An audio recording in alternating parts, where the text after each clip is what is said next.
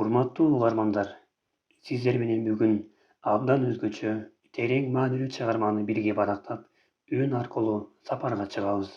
Бул чыгарма Көчкөн Сактановдун «Маркумдар үнү» аттуу романы. Бул китеп тарыхтын түнүндө калып кеткен үндөрдүн жаңырыгы, армандуу замандын чаң баскан барактары, унутулууга тийиш эмес тагдырлардын ачык баяны. Бүгүн биз сиз менен бирге ушул китеп аркылуу 1930-жылдардагы сталиндик репрессиянын капсалаңдуу дооруна, ошол мезгилде жашап өткөн залкар инсандарыбыздын кайгылуу тагдырына баш багабыз. Сиздер бул чыгарманы угуп жатып, кыргыз тарыхындагы эң оор, бирок унутулбаган учурлар менен жолугасыздар. Эми көңүлүңүздөрдү топтоп угууга даяр болуңуздар. Биз сапарыбызды баштайбыз. Маркумдар үнү бул жөн гана көркөм чыгарма эмес. Бул элдин тарыхый эсин ойготкон, унутулуп бара жаткан уулуу мурастын кайгы заарын, руханий кыйкырыгын кайра жаратып берген терең философиялуу, трагедиялуу жана тагдырлуу роман. Автор Көчкөн Сактанов бул китеп аркылуу улуттун жан дүйнөсүндө сыздап жаткан жараны сыйпалап гана тим болбостон, ошол жараны калайык калктын көз алдына ачык ачып, эл менен кошо сыздап, кошо кыйналып, кошо ыйлаган. Роман биринчи профессионал кыргыз сүрөтчүсү, Кыргызстандын эл сүрөтчүсү Гапар Айтиевдин өмүр жолу аркылуу 1930-жылдардагы репрессиянын кара күбүмүндө жоголгон кыргыз интеллигенциясынын кайгылуу тагдырын чагылтат.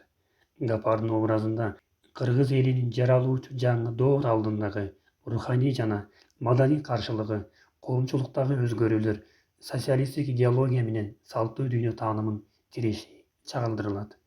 Гапардын балалык кези сүрөттөлгөндө табигый бир ностальгия, кыргыз жаратылышынын кооздугу, элеттеги турмуш, ошол доордогу элдин жашоо образы баштан аяк поэтикалык тил менен берилет.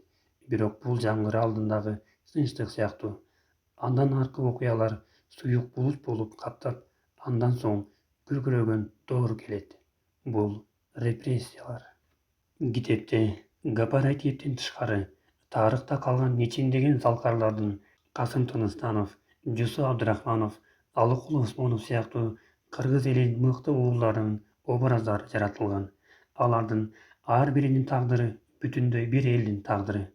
Ар бир аты аталган инсан рухий, түркүк, улуттук өзгөчөлүктүн белгиси.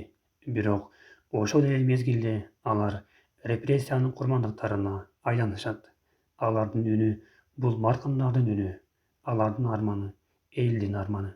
Романда улуттук маданият, өнөр, көркөм сүрөт өнүгүп келе жаткан шартта кандай тоскоолдуктарга учураганын, чыгармачыл адамдар кантип куугунтукка алынып, кандай психологиялык, моралдык басымда жашаганын терең ачып берген. Гапар өзүнүн чыгармалары аркылуу элдин кайгысын, үмүтүн, армандарын сүрөттөр менен жеткирүүгө аракет кылат. Бирок советтик доордун катаал мыйзамдары, адамдын ички дүйнөсүн эзген системасы анын жолун торойт. Китеп философиялык ой толгоолорго да бай. Рух, сүрөт, тарых, тагдыр бул темалар тереңде жатканы менен окурманга өзүнөн өзү ачылып, жүрөккө жетет. Маркумдардын үнү деген сөз бул жөн гана өлгөн адамдардын арбагы эмес, бул тарыхта жазылбай калган, айтууга тыюу салынган, бирок элибиздин эсинде жашап келе жаткан чындык. Көчкөн Сактанов жазуучу катары окурман менен өтө жумшак, ыраттуу терең психологиялык деңгээлде баарлашат. Ал карапайым угарманды оор окуялардын арасынан этияттык менен жетелеп өтөт. Бир да эпизод күңүрт тарткан тагдыр болсун, адамдын ичинде кайнаган азап болсун, баары сезим менен жеткирилет. Бул жөн гана роман эмес, бул угармандын жүрөгүнө урулган кыл калемдин шыбыры. Көчкөн Сактанов бизди бул чыгармасы менен элибиздин өткөнүн эскерүүгө, тарыхтан сабак алууга жана эң негизгиси унутпоо сезимин жаратууга чакырат. Маркумдар үнү бул ар бир кыргыз үчүн руханий эс тутум. Бул биздин ата-бабалардын үнү. Ал үндү укпай койбойбуз. Ал үн бүгүнкү күндө да жаңырып турат. Жүрөктө, көркөм сөздө, сүрөттөрдө жана биздин тарыхый аң сезимде. Ошол үн сен уккан үн.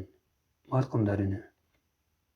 Біздің YouTube каналды қолдау үшін каналға катталып, ой пікіріңізді комментарийге қалдырыңыз. Жана сіз бұл кітепті оқыдыңыз ба?